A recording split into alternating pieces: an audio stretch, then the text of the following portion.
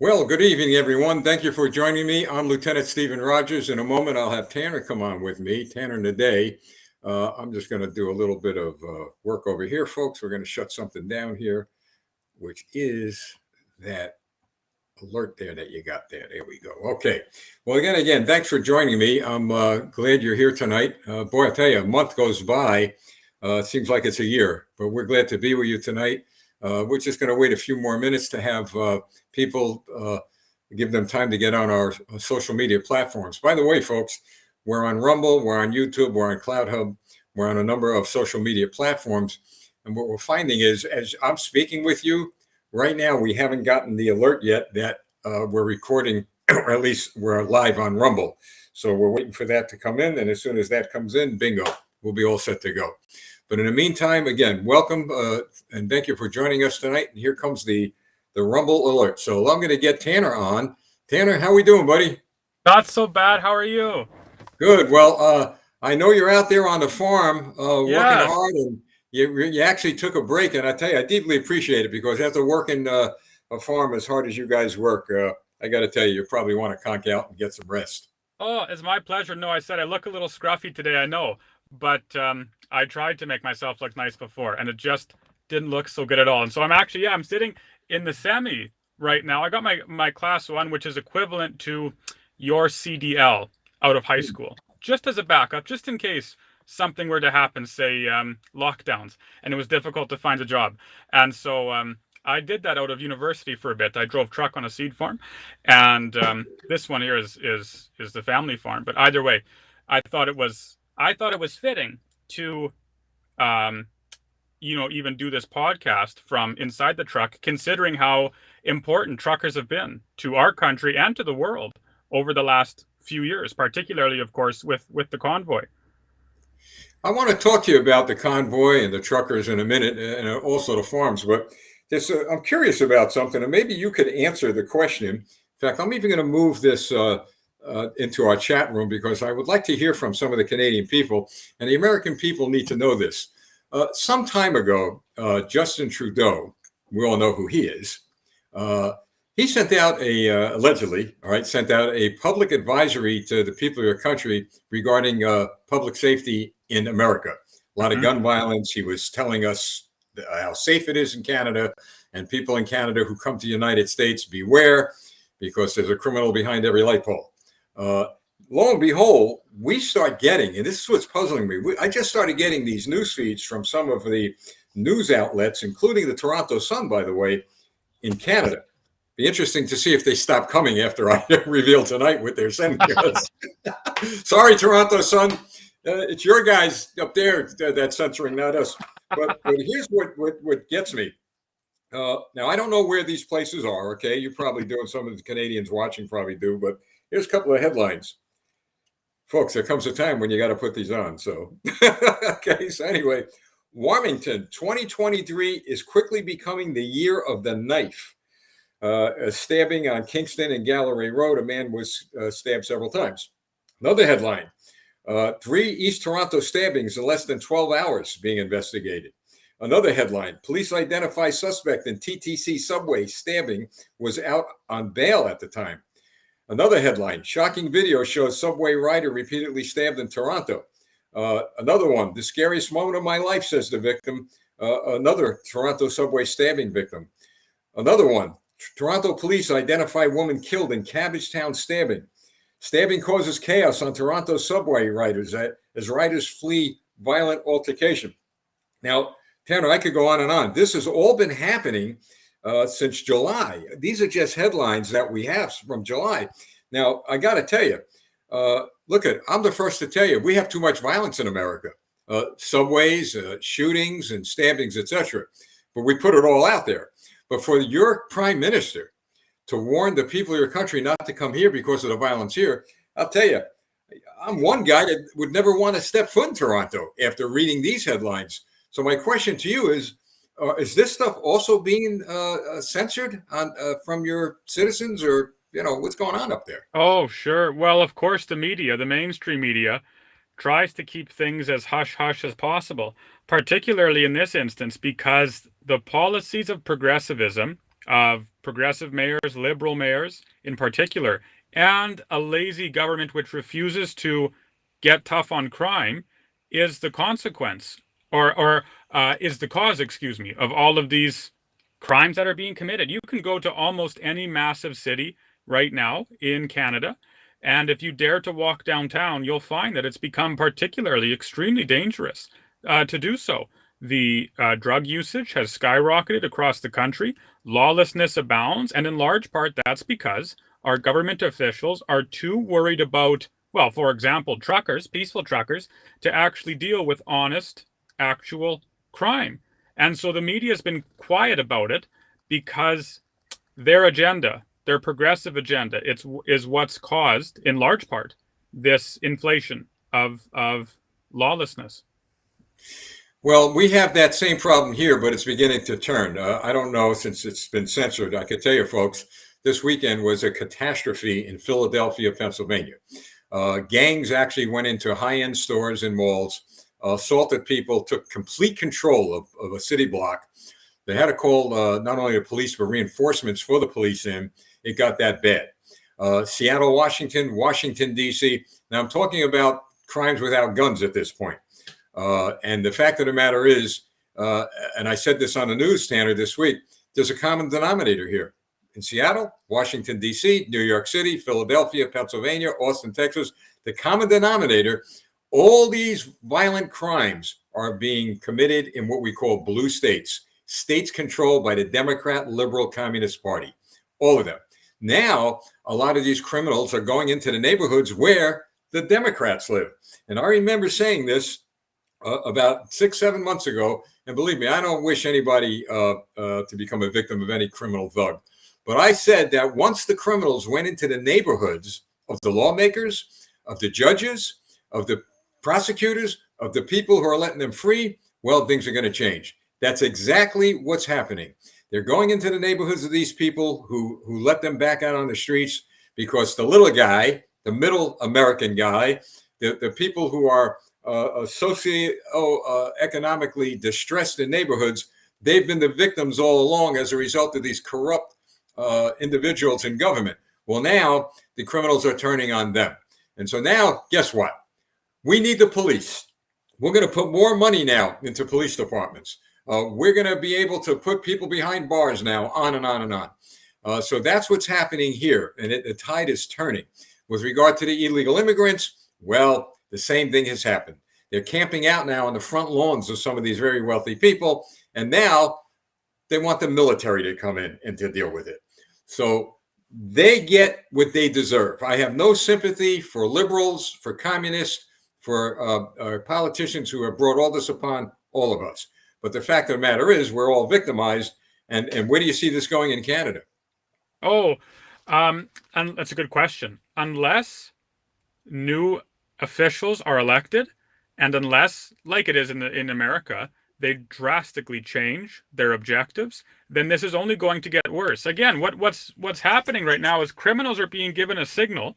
They're being given a signal that says Canada is free reign. That is, you are free to do just about anything you want without serious repercussion. Again, that is, unless, for example, you're Tamara Leach, you're someone who decided to organize a peaceful protest, a peaceful convoy to try and return the rights and freedoms to Canadians who deserve them. Then you're in trouble, right? Then you're enduring this long trial in Ottawa to determine whether or not your actions were illegal, which is unbelievable. Meanwhile, we have violent criminals roaming the streets, actual criminals roaming the streets in every province, and our government is completely apathetic to it. And so we're living under a system here where everything is upside down. Everything is wrong way up, if that makes sense. That is, things which are right are wrong, and things which are wrong, in government's eyes, I mean, are right. And so what has to happen, as far as I can tell, is nothing less than a complete change of government at almost every level. No, at every level, at the federal level, provincial levels, and municipal levels, to try and not just correct the direction of the ship, but rather turn it completely around. It has to do a full 180. Folks, I know some of you are asking in the chat room here, the other platforms. Look, all of my platforms, including Rumble, just put LT Stephen Rogers, and somehow, some way, you'll get to them. Tanner, you're a prime minister. Uh, I don't know what's wrong with him. I really think he has the mental capacity of a Joe Biden, because those guys don't seem to know what they're doing and what they're saying at times.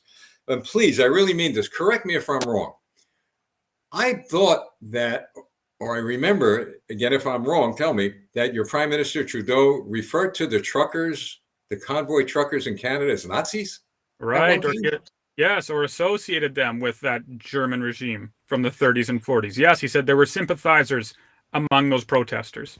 Well, how does he explain to the entire planet? Because what is now big news in America and around the world is your Canadian Parliament not only just applauding, but standing ovation of a Nazi that was in the Parliament. Your House of Commons, I believe you call it. I mean, not only is it an embarrassment, it is an insult to every single person on this planet, whose relatives were victimized, and by the way, who are still being victimized in this country by Nazi Party demonstrators. How does it happen? I mean, don't they have security? I'm sure they're trying to cover this up, but don't they have security checks, background checks on who walks into the House of Commons? Yes, they're doing absolutely everything they can to try and cover it up. Your question is legitimate. How is it possible that not just a Nazi member, but a member of the SS, right, which is among the most evil of military divisions in the whole of history, is allowed to step foot in the House of Commons and then receive not one, but two standing ovations from not just one member of Parliament, and bad enough, but every single member of Parliament, at least that was present in the House that day. How is that possible? So Mr. Trudeau, in response, has said that, well, all of the blame and responsibility rests on the Speaker of the House. I know you have a Speaker too in Congress. Same thing. He says, well, the Speaker of the House is the one who invited this individual to the House of Commons. The Speaker of the House is the one who praised this individual's actions and who, who proclaimed his heroic actions for the House of Commons to applaud. So Trudeau's trying to deflect all of that blame onto the Speaker, or the former Speaker anyways, because he's since resigned. But the reality is the job of vetting who comes to the House of Commons, who was honored at the House of Commons, and, who was present at the House of Commons, falls to the Prime Minister and to the Prime Minister's office. And so there are two options here. Either the Prime Minister's office didn't vet who was being honored in the House of Commons that day, in which case they should all be fired, of course, because they're not doing their jobs, or they did vet, they did see who this man was, and they let him in anyway, in which case they should be doubly fired, because it's a failure either way. More than that, a lot of us are confused here, insofar as when the Speaker of the House first introduced and acknowledged this particular man in the House of Commons, he said that this man in World War II fought against the Russians. He was fighting with the Ukrainian army against the Russians. But any student of history, any student in all, actually, even a student in high school, knows that the Allied powers were composed of Great Britain, America, and Russia. So if in World War II you were fighting against Russia, you were fighting for the Axis, for the Germans, for the Japanese, and for the Italians, for the enemy. So right away, the members of the House of Commons should have been alerted that something was wrong. They obviously weren't alerted, or they didn't care. And they stood up and applauded anyway. It's an absolute disgrace. It's one of the most disgraceful things, if not, well, it's among the most disgraceful things to ever happen in Canada, certainly in the House of Commons. And Trudeau continues to demonstrate precisely why he's unfit to lead what is supposedly a free country. Someone just put in the chat room that this guy, this Nazi, may be on one of the stamps, your postage stamps. Oh, I haven't heard, but it would surprise me. This whole debacle has shown how incompetent government is and how terrible they are at their jobs. First of all, how is, well, yeah, isn't it just unbelievable how a former SS officer who was being honored for his time in the SS was allowed into the House of Commons? How could that have slipped through? You know what? It's almost so unbelievable. It almost seems like it's intentional, because you have to ask, how can it miss that, or at least apparently, how can it miss that many checks and balances? I don't know. This is important, folks. If you have those stamps, or if you could get those stamps, please send them to me. As you know, we're working very hard to alert our government that there's some problems going up there in the northern border. By the way, Tanner, I know you didn't see the debates. I did here in the United States, and we'll talk a little bit about that later. But I was very surprised to hear one of the candidates in talking about our border. They said, we've got problems at our southern border, and why don't we look a little closer at our northern border? I was surprised to hear that. So I'm hoping and believing and praying to God that, what we're doing here and what others are doing to alert this country as to what's going on in your country is beginning to take some root. And I believe it is. I mean, all of the work we've done, and why I say we, your countrymen and ours, what we've done to help secure North America from communism, from the WEF and all those who hate freedom and liberty. But it is startling that the Canadian government can't come up with an answer that's credible. It reminds me of cocaine in the White House. Do you remember that story? All right. Yeah. And now, have you heard? I was going to have you heard about cocaine in the Prime Minister's plane? That's a up and coming story. Well, I've heard about that, and of course, we're waiting for facts to come in. Yeah, right. But the facts about the White House. My wife and I have been to the White House several times. We know the security checkpoints. Think about this. You go through a metal detector, you go through a chemical detector, you go through all kinds of security checkpoints, and then a German Shepherd checks you out, and that's for drugs, okay? So now they find out that there's cocaine in the White House. How did that happen? Well, Secret Service doesn't say anything, FBI doesn't say anything. Nobody knows, folks. Nobody on planet Earth knows how the cocaine got in the White House. Probably, Tanner, maybe everybody was high at the time that somebody brought the cocaine in. But the fact of the matter is this, and this is why it's not a laughing matter. These, whether it be crack and cocaine in the White House or a Nazi, and I want to talk a little bit more about this fellow, in your Parliament building without a security check, it is indeed a national security problem for Canada and the United States and maybe the free world. I mean, that's how serious this is. So getting back to this Nazi guy, I don't understand. I'm going to try to get answers. Why hasn't he been hunted down like the rest of them and brought to trial? I mean, there's no statute of limitations, especially an SS guy. I don't get it. Yes, and see, I've heard rumors, and I don't remember where I heard it from. So again, well, it'd be wise to look up the facts on this. But I've heard stories that Poland wants to extradite this man because, again, as awful as it is, and of course it's terrible, as awful as it would have been to honor a Nazi. Remember, this man was not just, I use that with air quotes, not just, but he wasn't just a Nazi. He was an SS member. Among the Nazis, these were the most evil of men, right? You read even a fraction of the stories of what the SS engaged in and what the objectives of the SS were.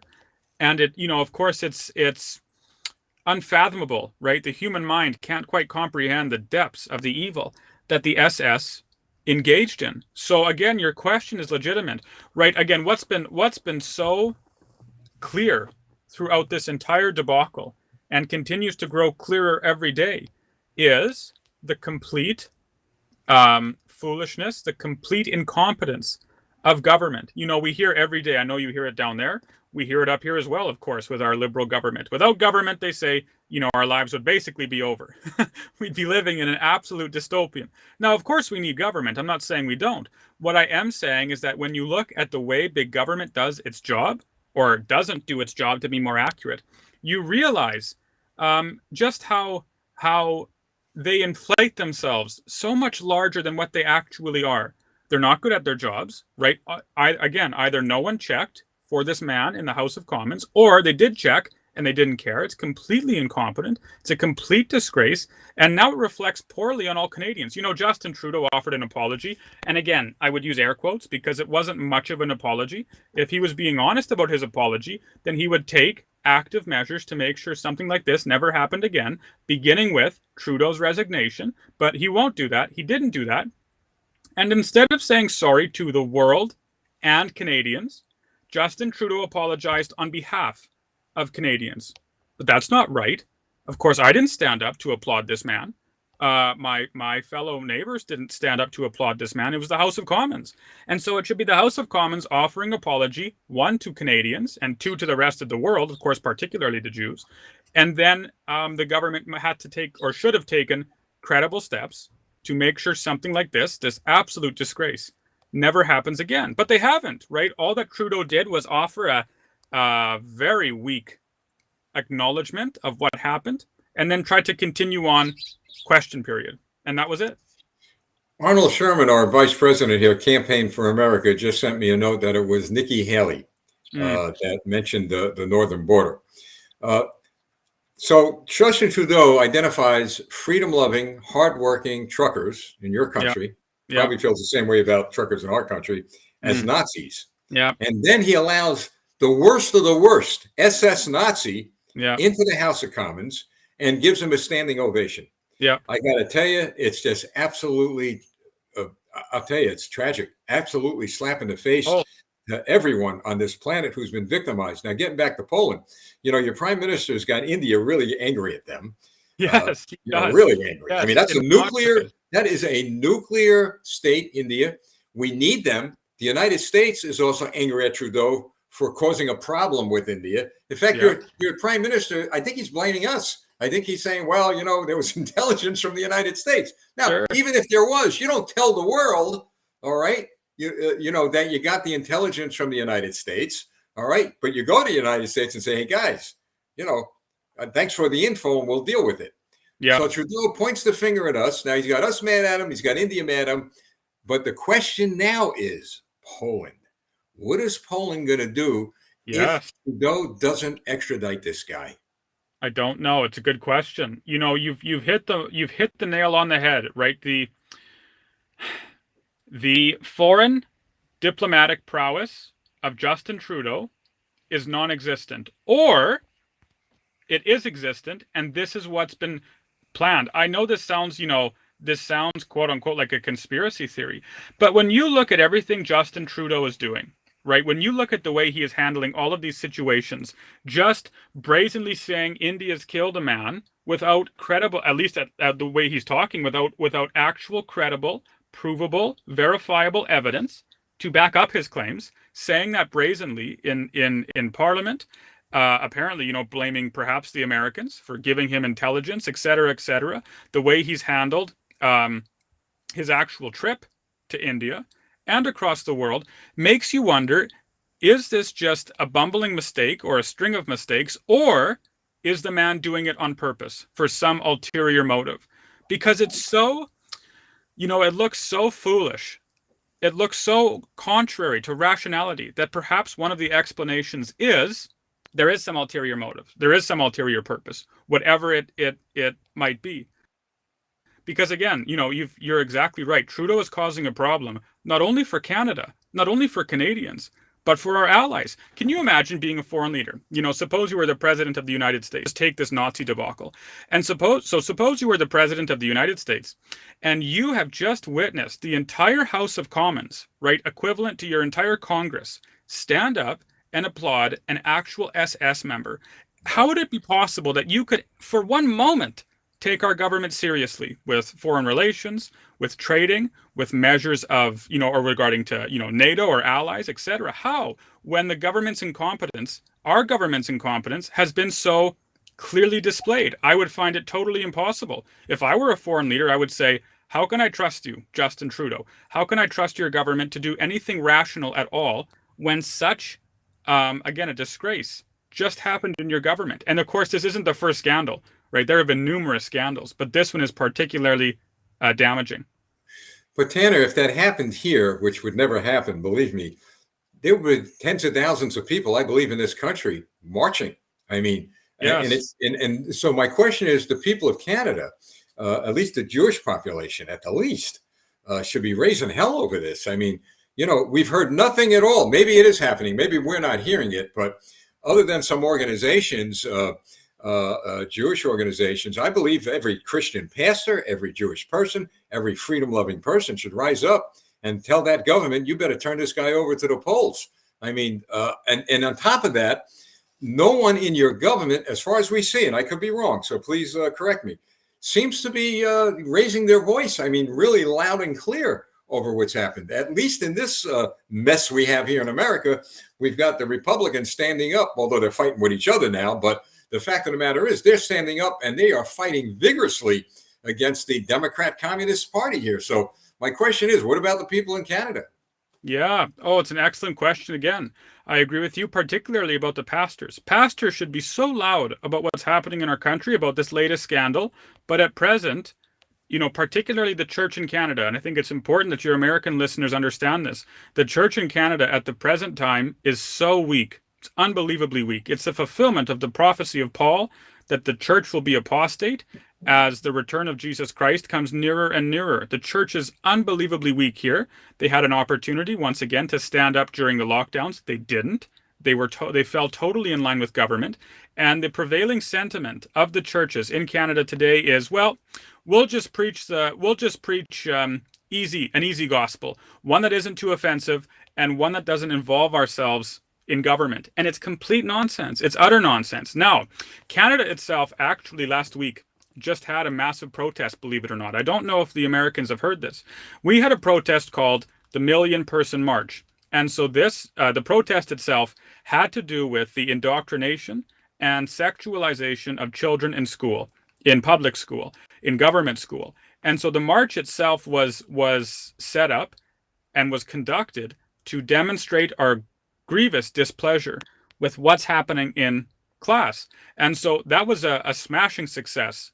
Countless numbers of Canadians came out and protested in front of city halls, in front of schools, and parents pulled their children out of school and so on.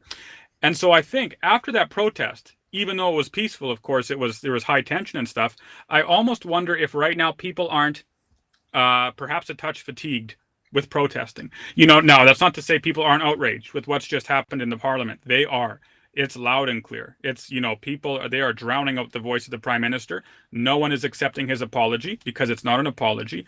But I would be curious to see what the reaction would be. The physical reaction would be if this happened even a month or two later. Either way, the pressure on Trudeau right now is phenomenal. It's fantastic. And the Liberal government as a whole, they've had 2 now emergency meetings over the last month, which is unheard of because their current status with the Canadian people is, well, it's never been lower. It's never been lower. Same here with the Democrats. It's never been lower. The Old Testament in the Bible is as strong and worth in value as the New Testament is. Yes. And it's brought the Christians and the Jews together. We're not separate. We believe in a God that can help us, that can work with us, and the power of prayer. And you bring up a good point. The pastors of this country, at least I'll speak on behalf of the United States, and please, by all means, speak on behalf of Canada.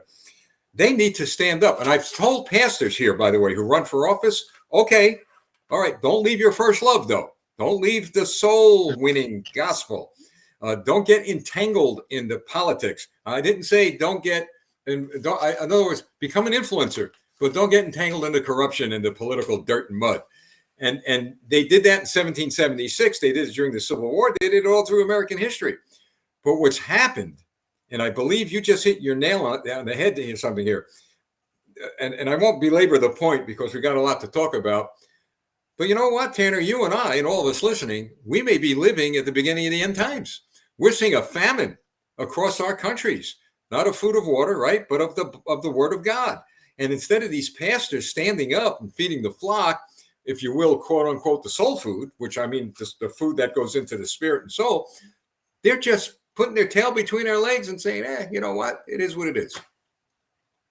Yes, it's absolutely correct. You're entirely correct. Here we have, I certainly think we're living in the end days. That is, the final prophecies are beginning to come true. Christ told us, prepare for wars and rumors of wars, which is exactly what's happening right now. Prepare for all of these things as the end draws near.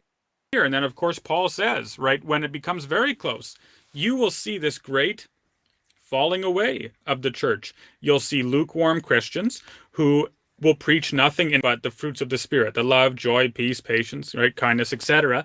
that no one really can argue against. Even secular individuals agree with that. But what we don't see are Christian statesmen, Christian lions, like you mentioned, good example are those in 1776, standing up for what's right, for what's true, and preaching repentance and talking about the corruption of individuals in power, leadership, bureaucracy, and so on. I love that you mentioned the Old Testament, because you're exactly right. When you look at the Old Testament and the governments of the Old Testament, at least when they were just, you will see the influence of spiritual leaders in those governments. You can look at Samuel, right? You can look at Moses. You can look at Ezra. You can look at Daniel, for that matter. You can look at all of these men who first and foremost prayed to Christ, prayed to the Lord Jesus Christ, to the Almighty God, and then influenced their nations through that. So Ezra's a good example. Here's a priest, right? Here's a man of God who works with Nehemiah to rebuild Jerusalem. You can look at Samuel. Here's the man who first appoints or anoints David, of course, and then acts in accordance with Saul. That is, he tells Saul when he's wrong. And how about the women? And how about, of course, absolutely. I mean, incredible what they've missed. Tanner, your prime minister, he said something really astounding. Well, he says a lot of astounding things, but this really astonished me.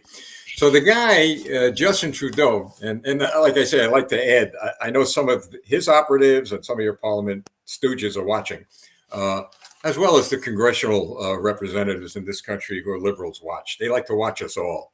Well, we're watching you guys too. Remember that. So anyway, so your prime minister has Zelensky come into your House of Commons, and he meets with him. And he tells, the prime minister of Canada tells not only Zelensky, but the world, don't worry about it. Is his first name Vladimir Zelensky? Yeah. Vladimir, yeah. Okay. So anyway, he said, Vladimir, don't worry about it. Canada's with you. We're with you to the end. We're going to send you billions or trillions, whatever he said. We're going to send you millions of dollars. Don't worry, we're with you. Right to the end, to the last breath, to the last drop of blood, Canada's with you.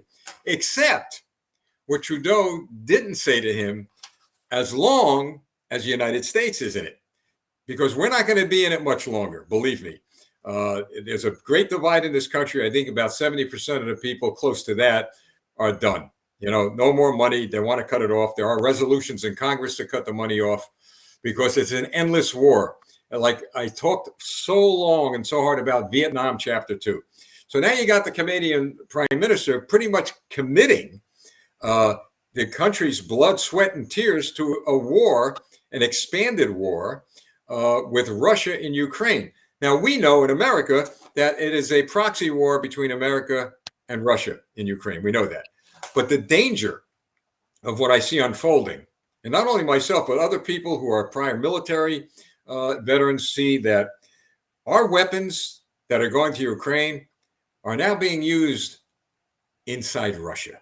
The missiles, the drones. And I've said all along, all the Russians have to do is see the words made in USA on one of those missiles that hit the Black Sea Fleet. We might end up in an expanded ground war with Russia. And I believe that's what the Zelensky wants to see. He knows full well that if the Russians have enough evidence that the U.S. was involved in any type of destruction of the Russian military, that Putin will take some catastrophic retaliatory strikes, and it will drag NATO into the war, thus bringing the U.S. into the war. So my point is this. So your prime minister is talking about being the vanguard of a war in Ukraine that we may not be involved in. How do you figure that? What's he going to do? I know a lot about your military, and I know you don't have 1 million men in that military. They're probably fine soldiers, fine veterans. God bless anybody in uniform. But I don't want to see Canadian men and women, as I don't want to see American men and women who are very young dragged into a ground war that we cannot win. Yes, completely agree. Again, so Justin Trudeau with Zelensky here in Canada just announced an additional $650 million for various weapons and technology and so on for Ukraine. That's on top of an already $9 billion that our country has delivered to Ukraine, while in a time when so many Canadians are suffering. We're suffering with high housing prices. People can't pay their mortgages. People can't pay their automobile insurance. People can't pay for groceries. They can't pay for their children to be in extracurricular activities. All of these issues are happening right now. And yet, like you mentioned, here you have Trudeau and other governments, of course, around the world, funding this conflict in Ukraine. I just did a video on this where I said it seems like so much of what's happening over there is so muddy. You know, everyone knows that Zelensky is corrupt. That's as clear as anything. Right here, yeah, I thought it was fascinating because I don't know if you know this, but Justin Trudeau, our prime minister, before he was a prime minister, before he was a politician, was a drama teacher, and of course Zelensky was a comedic actor. And so I thought it interesting to note how at this press release you had two actors really on stage. And the funny thing about actors is that they're given a script. They're given a script, they're given a reality which isn't real. And their job, in essence, is to deceive the audience so that the audience comes to believe that the story is real, right? You want to be so immersed in the story that you eventually come to believe that it's actually happening, that it's actually real. And I thought that was fascinating because here you have these two actors, right, on stage telling us, well, first of all, they're acting like they're basically the reincarnations of Churchill, right? Churchill and Ulysses, or Ulysses Grant and so on, and all of these great military statesmen throughout history. But they're not. I much prefer the way you put this war, like a sort of proxy war between Russia and America.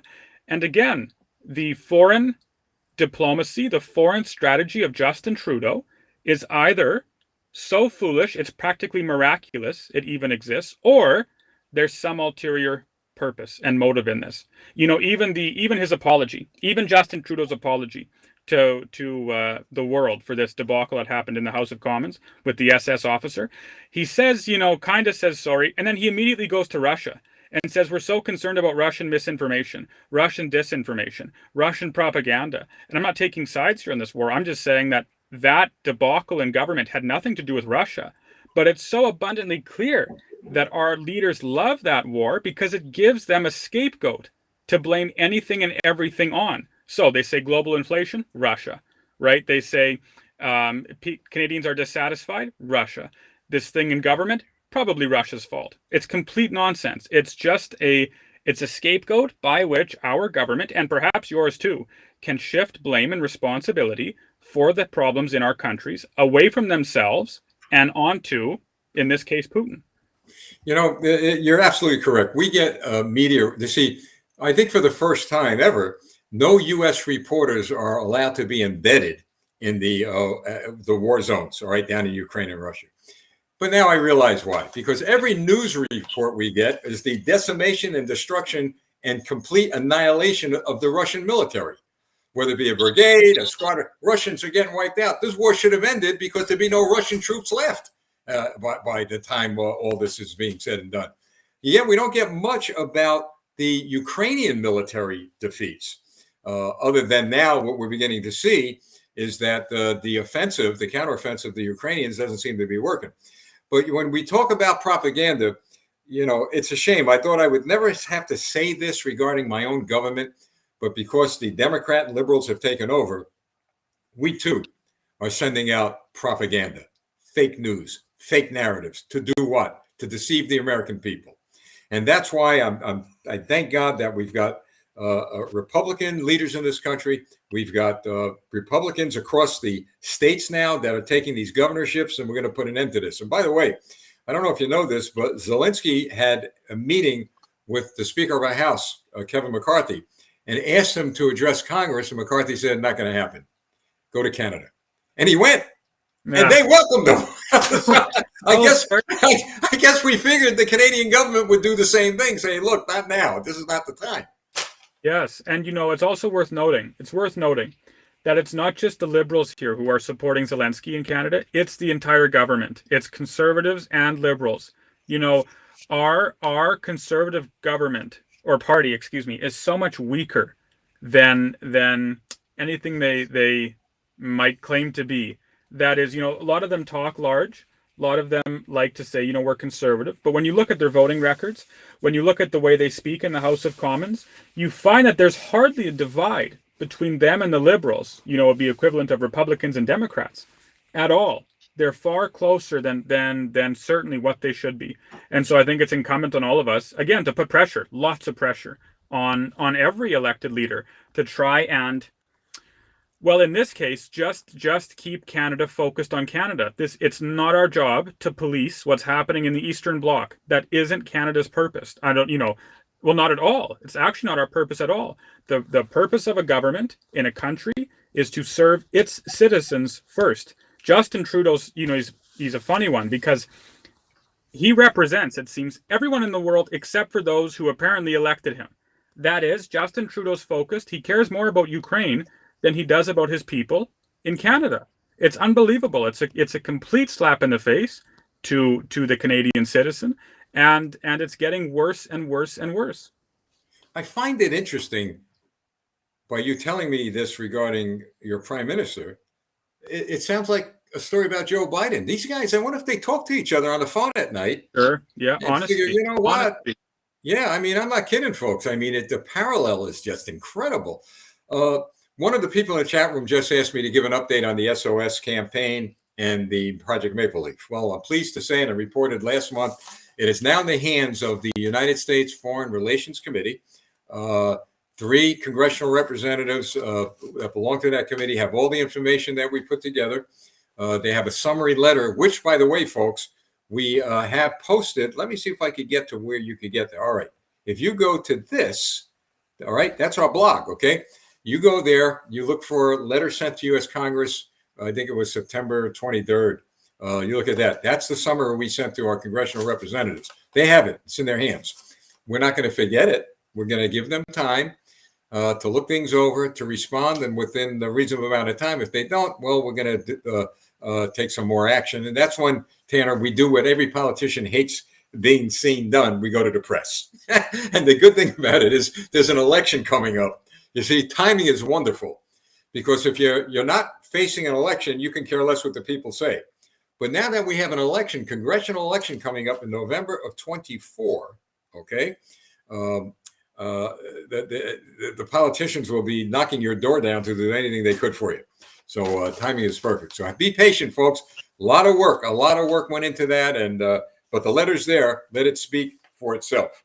Now, I want to talk a little bit about the unions. Okay, I understand unions in your country apparently, and I could be wrong again, but I heard they were opposing parents, or they were opposing the million. Yes. The million. Yes. I mean, what union? It's like, I'll get onto our unions in a minute, but I don't understand how the people in your unions who are parents are opposing parents fighting for their children. Does that?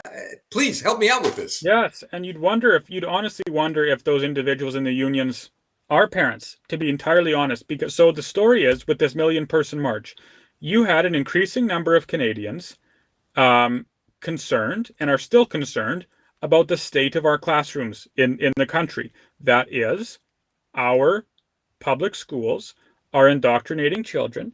They're teaching children, in essence, to be servants of the state. That's the honest truth. I compared it. I spoke at a 1 million person march in my hometown. And I compared it to Daniel. When Daniel goes to Babylon after Israel's been captured, of course, Nebuchadnezzar, the king of Babylon, his king's guard, chooses Daniel to be a servant for the king. But they don't put Daniel right into the service immediately. No, they send him to school first. They send him to a public school, in essence, so that he can be first stripped of his Israelite values, and then indoctrinated with Babylonian values, Babylonian traditions, Babylonian beliefs, even a new Babylonian name, right? Because the idea is to completely strip Daniel of his identity so that he comes to be a dedicated, obedient servant of Nebuchadnezzar, of King Nebuchadnezzar, of Babylon. The exact same thing is happening here today. It's happening in our schools, where all our children are taught, you need big government, you need Justin Trudeau, you need the Liberal government, right? It's actually to a point now where the schools are saying your identity as an individual, as a Canadian individual, is in part rooted in government, right? And I remember I was taught that when I went to high school, right? When I went to school, the idea was part of our Canadian identity is good government, is good government. It's big government, and it's utter nonsense. So parents were upset about that. They wanted to protest that. They wanted to protest the sexualization of children in school, and so on and so on. As that was happening, you're right. The unions, the teachers' unions, for example, um, across the country, began to become nervous. So they were holding meetings, right? One Zoom meeting was linked that they, or was leaked, excuse me, that they were having.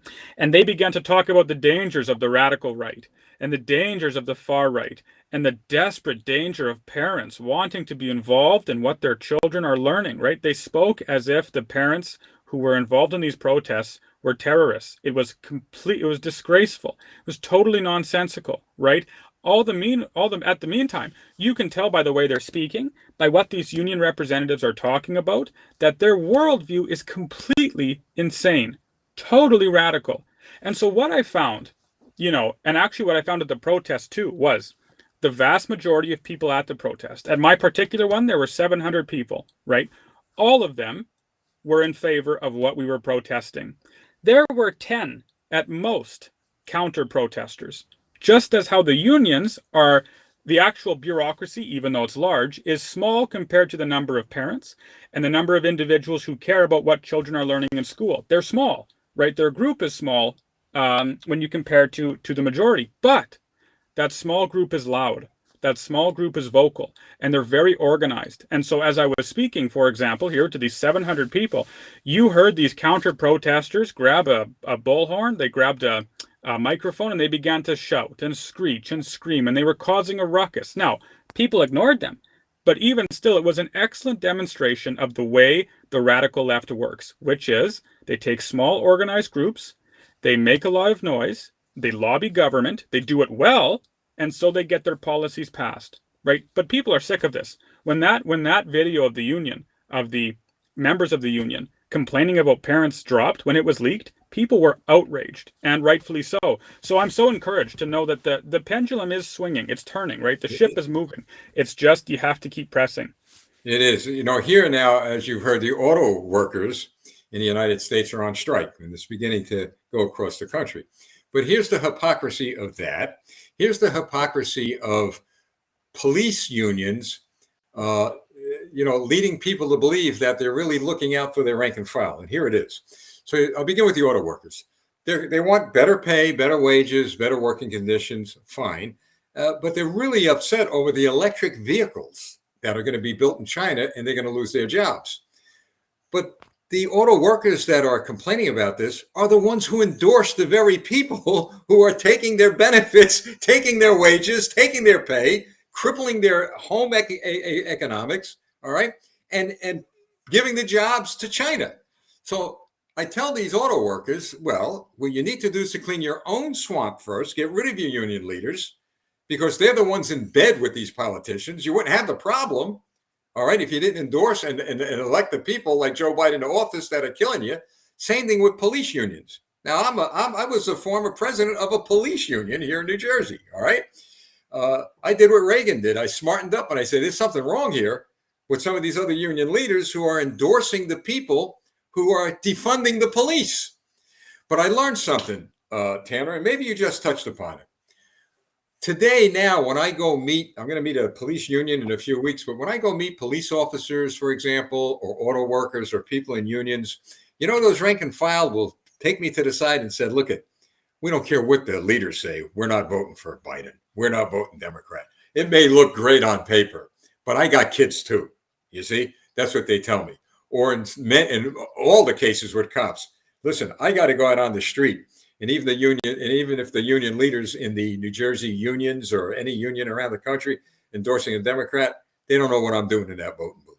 So I think you're absolutely right. You know what? What these union leaders are leading everybody to believe that they're so powerful and strong. Well, Mom, Dad, you outnumber. You outnumber the unions. So do the rank and file cops and firefighters. And there is where our hope is. That people get up and go out and vote, get involved in the process. Now, to my American viewers, I'm going to be very straight with you. And some of you may not like to hear what I'm about to say, forget the past. Election integrity, fixed election, rigged election, it's over, it's done with. You're not going to change it. We have to move on. We have to move on. The Democrats are counting on the Republicans in this country, freedom-loving, God-fearing people, to be anchored to the past, meaning you're not going to go out and vote. You're going to forget about it. You're not going to get involved because it's going to be rigged anyway. That is exactly falling into the trap that the liberals and that the Democrats and communists in this country want you to do. So wake up, my fellow Americans. Wake up.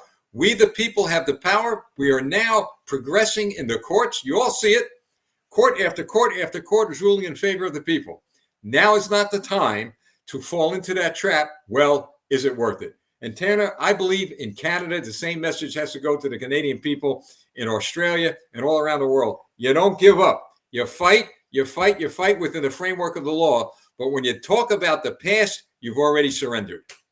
Yes, you're exactly right. There's an excellent passage, of course, in Scripture where Paul talks about running a race. Now, of course, he's talking about it spiritually, but you can apply it to our everyday lives as well, insofar as we're in a bit of a marathon. It's not just a sprint of 2 days or a week, but rather this fight for freedom is a marathon sort of race. You have to keep running it no matter how tired one becomes, because the moment you stop, the moment you take a break for a week, for a month, for a half a year, whatever it might be, is the moment that government pounces, right? Enemies don't play fair. They're in this game to win. And if the opposition wins, the consequences will be absolutely devastating. And so, as you mentioned, it's our obligation. We have a duty to become involved in any way that we can to stop this imperial march of tyranny in our country. Your forefathers did it, of course. 1776 is among the most famous and the greatest of examples of what I'm talking about in history. And we have every opportunity to do it again, right? You have corruption that almost cannot be quantified. It's so serious in government. And yet you have an increasing number of people, everyday, common, average people, salt of the earth, who are waking up to what's happening and who are concerned about what's happening and who are beginning to take action. And so we're going to continue to march. You just keep, it's one day at a time, and you slowly grind away at the battlefield until eventually our leaders recognize that they've been defeated. Tanner, I'm looking at another feed here, mainly Americans, and also on here, somebody just mentioned that stamp issue. Boy, that seems to really get people uptight here. That the Ukraine government may have also issued a stamp with this Nazi face on it. So, folks, anything like that, okay, please send it to us. No kids, send it to us. I mean, that is critical information that at least I believe the U.S. government and the American people should know. I really believe that, folks. I mean, think about it. You got the leader of Ukraine coming into the United States Congress, into the Canadian Parliament, and his country is issuing a stamp honoring a Nazi SS guy, if it's fact. I always say if it's fact because I don't want the Facebook police to say, you'll get that note, sensitive information, not fact. It's not fact, all right? It's not fact, folks, until we get the facts. But once we get the facts, it's fact. We ought to fact check Facebook one day and see if they're really. Yes, you could do that. I couldn't. A bunch of robots, maybe. That place. So all right, folks. So gee, where was I? Between glasses and losing my mind. Where was I, Tanner? We were talking about, I guess, the I don't know what we're talking about. Folks. Keep marching for freedom. Keep marching for. Thanks. Yeah. See, folks, there's a method to my madness of having Tanner on, a younger guy, more alert, out there on the farms. I'm over here. I got to tell you, boy, this is what happens when you're, Anyway, so all right, so folks, we're going to be winding down, but not before we do a couple of things. All right. First of all, I want to go to this website here. Tanner, could you explain to the people what that is? Oh, yes, be my pleasure. So, of course, as a political commentator, I produce as much content as I can. So I produce videos, I make articles, I write blog posts and so on.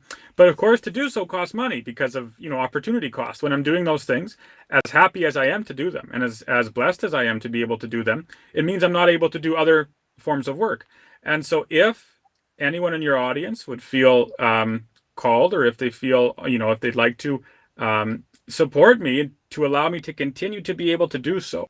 The link is at the bottom of the page. While they're there on my website, you can subscribe for free if you like. I send out prayer emails. I send out weekly updates. I send out blog posts, etc., etc. And it's a good hedge against censorship on big tech, because at least at the present time, my emails like yours and my website can't be censored. So if your audience would like to check it out, the link is below. I so appreciate you putting that there. Thank you. Well, listen, it's teamwork. I promised God that we would do everything we could to help people in situations that we're not yet in, and hope to God we won't be in. But Tanner, you're in Canada. I'm not. And you're not censored there. You have different ways and means and quicker ways to get news out, probably faster than we could. But listen, all glory to God on that. Okay, all glory to God. Amen. All right. So speaking about God, and then we'll wind up with this, folks. The United States of America is in deep trouble. Why? The politicians could give us all the narratives they want, but I've learned by reading the Bible, the longer and more separated we are from God, the worse things are going to be. Now, we can't leave it up to the pastors. We can't leave it up to ministers or whoever we believe we can leave it up to. And I'll tell you, no one man, no one president, no one prime minister, nobody, especially in government, is going to heal our lands except Christ. And Tanner, I really believe that, and I know you do. And if you could weigh in on this a bit, that people, in the chat room and the letters I get, well, the WEF has a plan, the CDC has a plan, all these people have plans, but folks, we have a plan. And you know what? Let me find it. Where is it? The plan is right here. It's right here, the Holy Bible. And look, I'm not a preacher, an evangelist, but I know enough in politics that without Christ, I wouldn't be where I am. My country, the United States of America, was founded and grounded upon what's written in that book. But we've gotten so far away that we're going to suffer and are suffering consequences. But there's hope in what's written in that book. And as Tanner said, the Old Testament and New Testament. Please don't give up on that. Don't give up on prayer and faith. Tanner? Oh, absolutely. You couldn't have said it better. I often as I speak across the province and all over the place and produce videos and so on, I see many comments and I hear many comments of people putting all of their hope and faith in a mere man or a mere woman, in our premiers or in, well, heaven forbid, our prime minister or or other politicians. But right. The scriptures are clear. Our hope isn't in politicians' heavens. Our politicians tend to be the one who forces us to have much more hope. Our hope is not in them. Our hope isn't in government. Instead, our hope is in the Lord Jesus Christ. And so, as you mentioned, here we have all of these government officials doing things which are very evil, things which are reprehensible, things which are wrong. And yet, in spite of all of that, we don't get depressed, or we don't become discouraged or perpetually discouraged. It's easy to become discouraged, but we don't stay in that state. We don't stay in a state of hopelessness because we have the hope of Christ. As powerful as those leaders might seem, they're absolutely nothing compared to the Lion of Judah, right? I would rather fight with Christ and Christ alone than I would fight against him with all the armies of the earth. It isn't a competition, right? Christ would and will, according to the scriptures, according to Revelation, will completely demolish those armies when the end comes. And so we have the most magnificent hope, right? We can walk every day with a smile on our face, with a skip or a whatever in our step, because we have that hope of Jesus Christ. And as such, it's always my pleasure to do these. It's always my pleasure to talk about what's happening in the country, as terrible as it might be what our government is doing. Again, we know that the victory's already been won, the battle's already been won, and as a consequence, our hope is magnificent. Thank you, Tanner. Well, folks, that's it. We're going to see you next month, the last Thursday of October, with a lot more exciting news. And I'll tell you what, folks, I feel very confident, and I know Tanner does, for the people of the United States and Canada. And Tanner, thanks so much for taking a break. I know you're working hard out there. Thank you. Oh, pleasure. Absolutely. It's always so much fun to talk with you. All right, folks, we'll see you. And remember, I love doing this. Let freedom ring. You hear that, folks? Let it ring. God bless you all. Have a great month. See you soon. Good night. See you soon. Thank you.